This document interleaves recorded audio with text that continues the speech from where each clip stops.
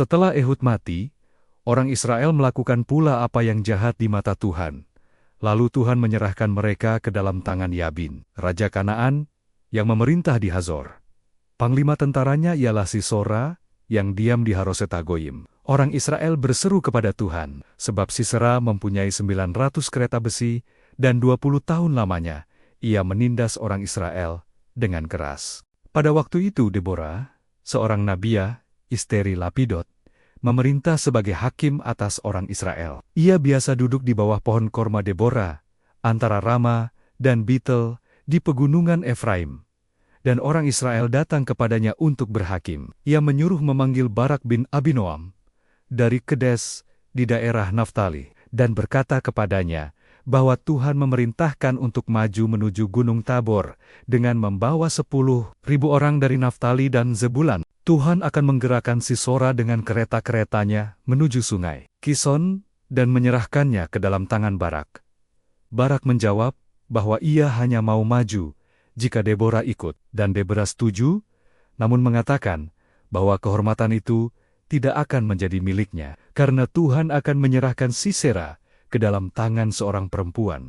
Barak mengerahkan suku Zebulan dan Naftali ke Kedes, 10.000 orang maju mengikuti dia, dan Deborah turut bersamanya. Sementara itu Heber, orang Keni, telah memisahkan diri dari sukunya dan memasang kemahnya di dekat Kedes. Setelah Sisera mendengar bahwa Barak telah maju ke Gunung Tabor, ia mengumpulkan 900 kereta besinya dan seluruh rakyatnya dari Harosetagoyim ke sungai Kison. Deborah berkata kepada Barak bahwa hari itulah Tuhan menyerahkan Sisera ke dalam tangannya. Barak turun dari Gunung Tabor bersama 10.000 orang, dan Tuhan mengacaukan Sisera serta kereta dan tentaranya oleh mata pedang, sehingga Sisera melarikan diri dengan berjalan kaki. Seluruh tentaranya tewas. Sisera melarikan diri ke kemah Yael, istri Heber, karena ada hubungan baik antara Yabin dan keluarga Heber. Yael keluar menyambut Sisera, menyuruhnya masuk, dan menutupinya dengan selimut. Ketika Sisera meminta air, Yael memberinya susu, dan menutupi dia kembali. Sisera meminta agar Yael menjaga pintu kemah, dan menyangkal jika ada yang bertanya. Ketika Sisera tertidur lelap, Yael mengambil patok kemah dan palu, lalu memakukannya ke pelipis Sisera sampai tembus ke tanah, sehingga ia mati. Ketika Barak tiba, Yael menunjukkan Sisera kepadanya, yang telah mati dengan patok di pelipisnya. Pada hari itu Allah menundukkan Yabin, raja Kanaan, di depan orang Israel. Dan kekuasaan Israel makin keras menekan Yabin, sampai mereka melenyapkannya. Pada hari itu bernyanyilah Deborah dan Barak bin Abinoam, karena poliwan-poliwan di Israel siap berperang, dan bangsa itu menawarkan dirinya dengan sukarela. Pujilah Tuhan, dengarlah, hai raja-raja. Pasanglah telingamu, hai para pemuka. Aku hendak bernyanyi bagi Tuhan, bermazmur bagi Tuhan, Allah Israel. Tuhan, ketika Engkau bergerak dari Seir, ketika Engkau melangkah maju dari daerah Edom, bergoncanglah bumi, tirislah langit dan awan menitis airnya. Gunung-gunung, yakni Sinai, bergoyang di hadapan Tuhan, Allah Israel. Pada zaman Samgar bin Anot, dan pada zaman Yael, kafilah tidak ada lagi, dan orang-orang yang dalam perjalanan terpaksa menempuh jalan berbelit-belit. Penduduk pedesaan diam-diam saja di Israel, sampai engkau bangkit, Deborah, bangkit sebagai ibu di Israel. Ketika orang memilih Allah baru, terjadilah perang di pintu-pintu gerbang. Perisai dan tombak tidak terlihat di antara 40.000 orang Israel. Hatiku tertuju kepada para panglima Israel, kepada mereka yang menawarkan dirinya dengan sukarela di antara bangsa itu. Pujilah Tuhan, kamu yang menunggang keledai betina putih, yang duduk di atas permadani. Kamu yang berjalan di jalan, ceritakanlah hal itu. Di tempat-tempat penimbaan air, menurut suara orang-orang yang berdendang, di sanalah orang menyanyikan perbuatan Tuhan yang adil, perbuatannya terhadap orang-orang Nia di pedusunan Israel. Pada waktu itu, umat Tuhan turun ke pintu gerbang. Bangunlah, bangunlah, Deborah, nyanyikanlah suatu nyanyian. Bangkitlah, Barak, giringlah tawananmu, hai anak Abinoam. Lalu turunlah para bangsawan yang terluput. Umat Tuhan turun Boginia sebagai pahlawan. Dari Efraim, mereka datang ke lembah, mengikuti engkau, hai Benyamin, dengan laskarmu. Dari Mahir turun para panglima, dari Zebulan orang-orang, pembawa tongkat pengerah, para pemimpin Isakar menyertai Deborah. Dan seperti Isakar demikianlah, Naftali menyertai Barak. Mereka menyusul dia dan menyerbu masuk lembah. Tetapi pasukan-pasukan suku Ruben punya banyak pertimbangan. Mengapa engkau tinggal duduk di antara kandeng-kandeng, sambil mendengarkan seruling pemanggil kawanan? Di suku Ruben ada banyak pertimbangan. Gilead tinggal diam di seberang Yordan, dan suku Dan mengapa tinggal dekat kapal-kapal? Aser duduk di tepi pantai laut, dan diam di teluk-teluknya. Tetapi Zebulan ialah bangsa yang berani mempertaruhkan nyawanya. Demikian juga Naftali di tempo-tempo tinggi di padang. Raja-raja datang dan berperang. Raja-raja Kanaan berperang dekat Ta'anah, pada mata air di Megido. Tetapi mereka tidak memperoleh perak sebagai rampasan. Dari langit berperang bintang-bintang. Dari peredarannya mereka memerangi Sungai Kison menghanyutkan musuh. Sungai yang terkenal dari dahulu kala itu. Majulah sekuat tenaga, hai jiwaku. Ketika itu telepak-telepak kuda menderap karena berpacu lari kuda-kudanya. Kutukilah Miras, firman malaikat Tuhan, kutukilah penduduknya, sebab mereka tidak datang membantu Tuhan sebagai pahlawan. Diberkatilah Yel, istri Hiber orang Keni, melebihi parempuan-parempuan lain. Diberkatilah ia, melebihi parempuan-parempuan di dalam kemah. Air diminta Sisora, tetapi susu diberikannya. Dalam cawan indah, disuguhkannya dadi. Tangannya, diulurkannya mengambil patok dan tangan kanannya palu tukang. Ditukulnya Sisera, dihancurkannya kepalanya, diremukan, dan ditembusnya pelipisnya. Dekat kakinya ia rebah, tewas tergeletak. Dekat kakinya ia rebah, dan tewas. Di tempat ia rebah, di sanalah ia tewas, digagahi. Dari jendela ibu Sisera menjenguk dan berseru, dari tingkap, mengapa keretanya tak kunjung datang? Mengapa derap keretanya belum kedengaran? Dayang-dayangnya yang paling bijak menjawab, dan ia sendiri membalas. Bukankah mereka mendapat jarahan dan membaginya? Gadis orang dua untuk setiap orang. Jarahan kain berwarna sehelai dua untuk Sisera, kain sulaman aneka warna sehelai dua untuk leherku. Demikianlah akan binasa segala musuhmu ya Tuhan, tetapi orang yang menggasenia bagaikan matahari terbit dalam kemegahannya. Lalu amanlah negeri itu 40 tahun lamanya.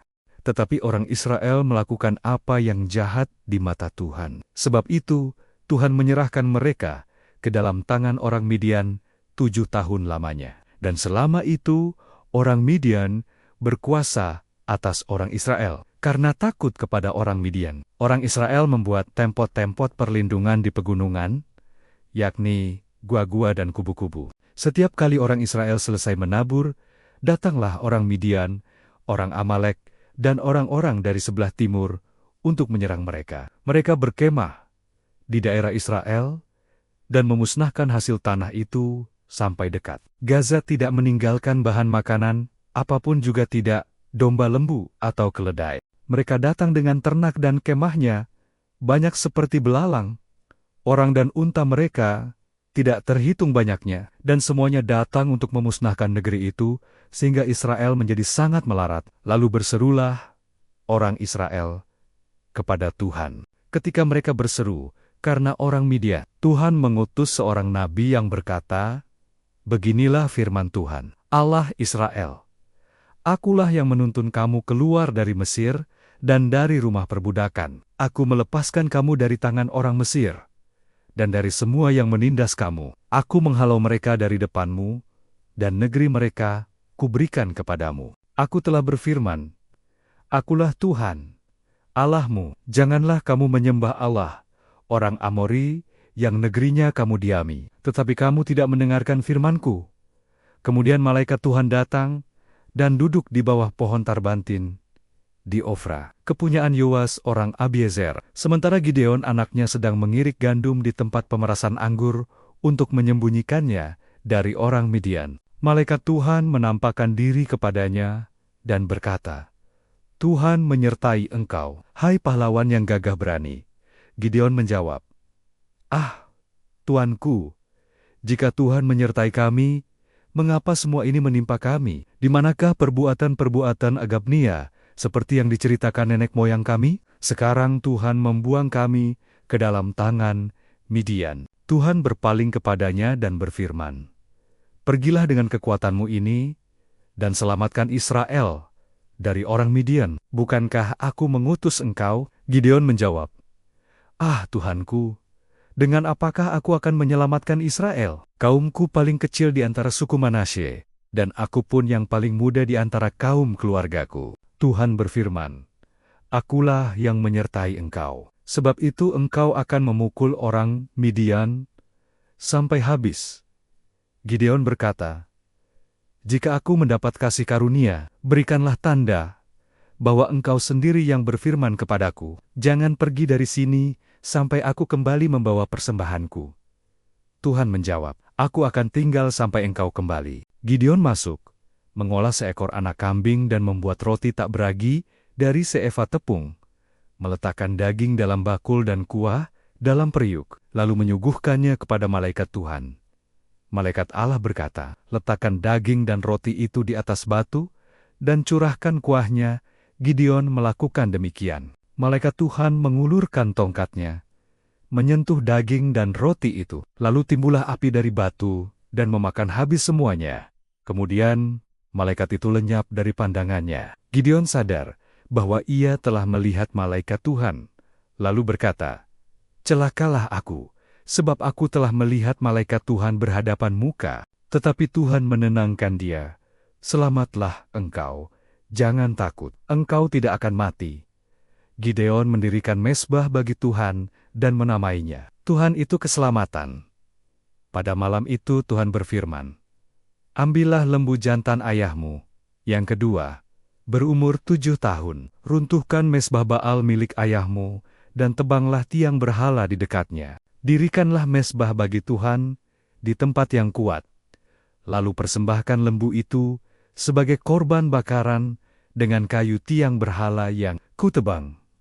Gideon membawa 10 hambanya dan melakukan perintah itu pada malam hari, karena ia takut kepada keluarganya dan orang-orang kota. Pagi-pagi ketika orang kota bangun, mereka melihat mezbah Baal sudah roboh, tiang berhala ditebang, dan lembu jantan dipersembahkan di mezbah baru. Mereka bertanya-tanya siapa yang melakukannya, dan akhirnya mengetahui bahwa Gideon bin Yoas. Mereka berkata kepada Yoas, "Serahkan anakmu untuk dihukum mati." Tetapi Yoas menjawab, "Kamu mau membela Baal? Jika Baal itu Allah, biarlah ia sendiri membela dirinya setelah mezbahnya dirobohkan."